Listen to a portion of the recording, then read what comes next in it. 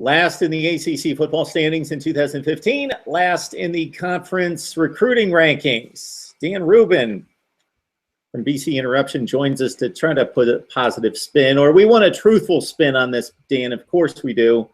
So we've got 83rd according to Rivals nationally. 24/7 has you at number 75. 18 freshman commits, 21 total. What are your thoughts about this recruiting class here? Little disappointing. I think disappointing is the understatement. I know when we talked last week or a couple weeks ago, we were saying, hey, there might be a couple 4-stars in the pipeline. They might go out and get some guys that are impressive, or they might go out and, you never know what's going to happen the last couple weeks. And then National Signing Day came, and they wind up with the 86th best class or 83rd best class in the nation. I think they're the second lowest power conference recruiting class, ahead of only Kansas. Test a little bit of patience. I know I've been extremely patient through last season and through the off season.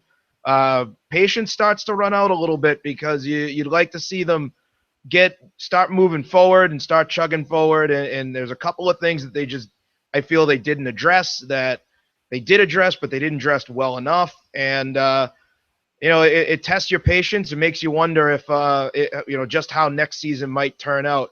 I want to believe in the process. I want to believe in what Steve Addazio was selling last year, what he's been selling in the offseason. I really do, and I've been buying in, and I've been, talking it up and all of that. But National Signing Day was a tough day. Was a tough day to watch. Yeah, we know at the national scale, the Michigan States, the Wisconsins, there are other examples. TCU, they recruit in the 35-40 range, and they coach them up, and they play in top-tier bowl games. But the recruiting rankings, they mean something, because you're talking about 21 kids coming in, and they do mean something. And I'm guessing that BC wants to be more in that 50 or 55 range and then coach them up, hopefully, to win 8 or 9 football games. But 83, 75, the two rankings I have here, pretty tough here. So you obviously missed out on a couple guys that would have been 4 stars, because across the board, all the services have you with no 4 stars.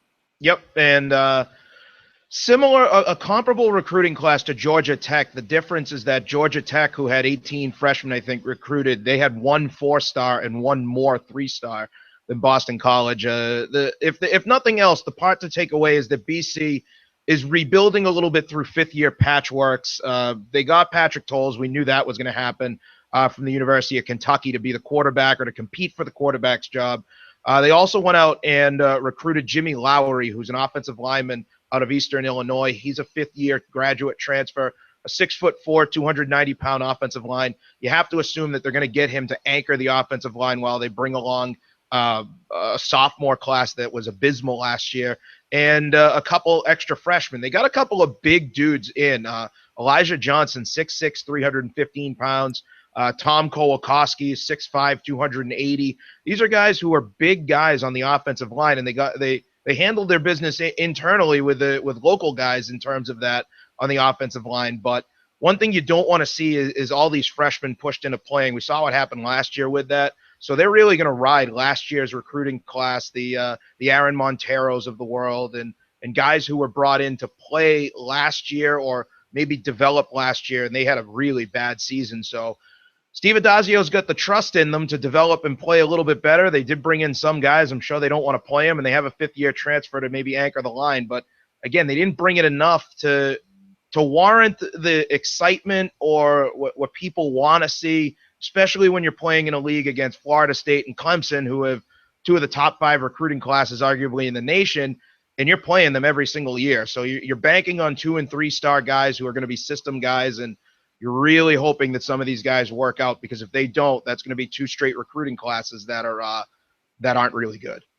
And Louisville and NC State were in that 35 to 45 range. Wake Forest and Syracuse even in that 55 to 60 range, something in that range right there, talking about BC's division. So were there personnel needs addressed in regards to the thin positions, especially on offense? They were. The wide receiver position was definitely addressed. Christian McStravick, who's a wide receiver out of Houston, Texas, out of the Texas area, 6'3", 205-pound receiver. BC had wanted to go down. I think he's actually out of Katy, Texas. But he they wanted to go down into the Texas area and start to get some recruits out of Texas that were maybe overlooked. Not the 5-star guys, obviously, because BC never recruits 5-star guys. Those guys just don't come to Boston College. You're not ever going to get those guys at Boston College historically.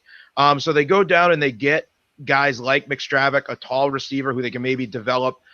They need a big receiver. They don't have one of those right now. They have a converted quarterback in Elijah Robinson, but that didn't work out last year at all. So what you're hoping is that McStravick can develop as one of those type of wide receivers. They did address another smaller receiver in Kobay White. So they get a couple of areas like that. They had lost a tight end in Scooter Harrington, who committed to Stanford and reopened his recruiting process. But they went out and got Korab Adrizi, who is a very large target out of Fort Lee, New Jersey, 6'3", 228 pounds. You have to think that if he's got the hands or they can develop pass catching or some type of rapport, that he can come in with Tommy Sweeney and be the second pass catching tight end. The problem is that you had 2 tight ends in this class who were elite pass catching tight ends, Danny Dalton and Scooter Harrington. Both decommitted and went to other places. I think Danny Dalton wound up at Penn State, and Scooter Harrington, whose dad he'd be a legacy. His dad went to Boston College. Scooter Harrington commits to Stanford. So automatically you've now lost those 2 guys. You lost KJ Gray when Don Brown went to Michigan. KJ Gray was a defensive back type commit. They didn't address a lot of, they got guys who I think they can develop, but they lost out on some guys that could be difference makers or could have been difference makers, and that's got to be an area of concern. So if we combine football and basketball, you're working on a year here, a calendar year of not winning ACC games. So it's been a rough go for you. We got baseball season. I'm excited for the baseball team this year, but it's been a tough go of it. Basketball, if anybody who's been following it, they haven't lost a game yet by less than double digits, and this week was tough. Football obviously had a tough season, but it tests the patience, and a lot of fans are starting to lose it. Losing is what's the line from The Natural? Losing is a disease as contagious as bubonic plague. It's contagious, and it really hurts for fans, and they're getting restless. They're getting very restless with some of the things that are going on. You lost a number of running backs before this recruiting class ever came up. They lost Marcus Outlow. They lost Jordan Goins, who didn't play much, and they lost Sherm Alston, who is a running back wide receiver. They didn't recruit a single running back. So those are things that Steve Adazio is up preaching that, I'm happy with what we have. I'm excited. I think these guys are going to be good BC type players. But it's really tough for the fans to buy in when you're 0-8 in conference play last year in football, and you only beat one FBS team. And then basketball, they're struggling through a rough season. So fans are growing pretty restless up in Chestnut Hill. Yeah, and after 7-6 postseason appearances, it looked like not necessarily turning a corner, but the trend was headed in the right direction and competing like you did with Florida State and Clemson during those seasons. And then I think we both knew that in terms of wins and losses, the 2015 was going to be a step back, but didn't expect it to be a step back, and losing to Syracuse and Wake and not winning any ACC games. And now this just kind of, at least from a perception standpoint, these kids have to get out there and play, but from a perception standpoint that the downward trend might be continuing.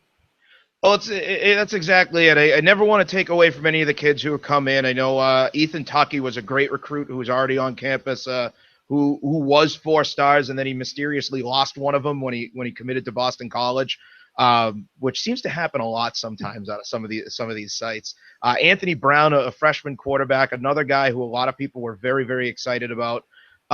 They do have some excitement. They did go out and they got a punter in Grant Carlson from Old Dominion, who he's from Missouri City, Texas. They got a punter in Satchel Ziffer, who's from Old Dominion, to replace Alex Howell. So they're doing what they can to try and get back to a winning record.